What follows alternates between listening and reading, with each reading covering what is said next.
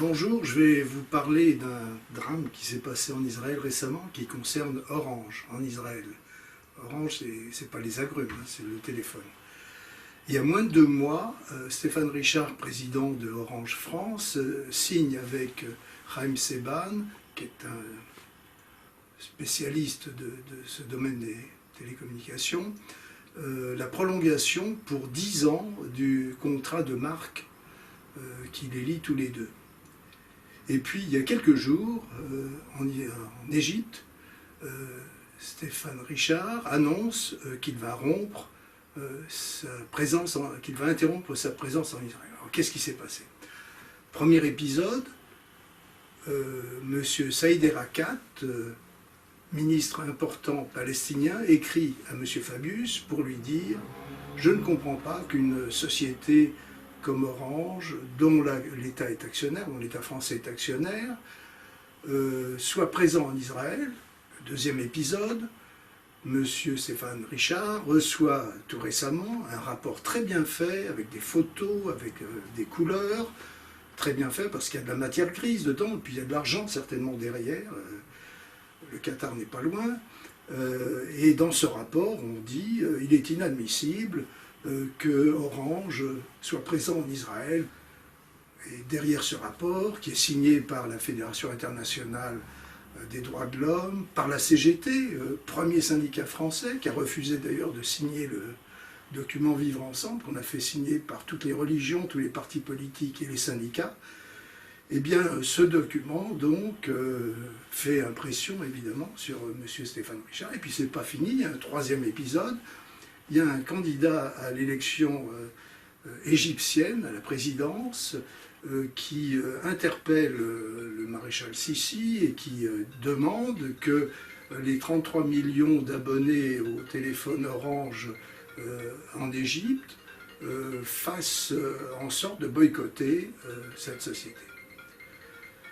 Devant cette accumulation, M.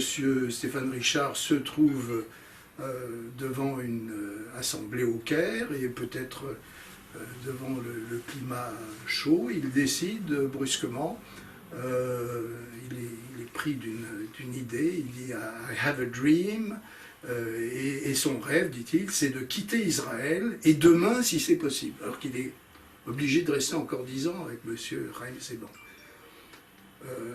Alors là, c'est la fin des épisodes qui amènent M. Stéphane Richard à cette décision. C'est une décision d'une gravité extrême, parce que c'est la première fois qu'une grande société française dit carrément elle va boycotter l'État d'Israël.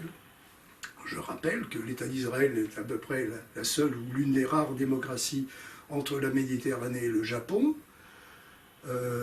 que ce groupe est présent sur la terre entière, dans peut-être 50 ou 100 pays qui sont des dictatures, où on massacre et où on commet les pires avanies. Eh bien non, c'est Israël qui est visé par ces rapports, par la CGT, la Fédération des droits de l'homme, par tous ces pro-palestiniens qui veulent absolument boycotter l'État d'Israël.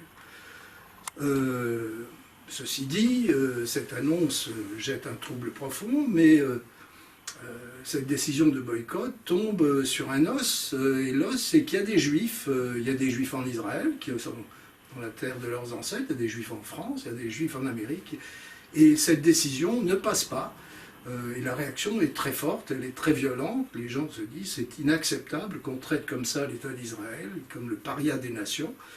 Et donc la réaction est tellement forte que tout le monde écrit à commencer par le CRIF, on écrit aux dirigeants français, toute la puissance publique française, on réagit auprès de la société en disant c'est un scandale, on ne peut pas accepter parce que c'est contraire à la loi française qui interdit le boycott, c'est contraire à la liberté du commerce international, puis c'est contraire à l'éthique et à la morale de vouloir boycotter l'une des rares démocraties qui existent dans le monde. Et donc la réaction est très forte au point que finalement M. Stéphane Richard revient à récipicence et dit je n'ai pas décidé de quitter Israël, c'était simplement un problème de marque, mais je reste présent en Israël, je continue à investir dans les parties high-tech de l'économie israélienne, ce qui est intelligent parce que c'est vrai que Orange a investi dans le high-tech israélien, et d'ailleurs que Stéphane Richard a la réputation d'être un ami des Juifs et un ami d'Israël, et que cette décision qu'il a annoncée brusquement au Caire, probablement atteinte par la chaleur du climat là-bas, l'a incité à prendre cette décision sur laquelle il se repent, et il écrit, et il le dit au gouvernement israélien, et il s'exprime également dans ce sens auprès du CRIF en disant qu'il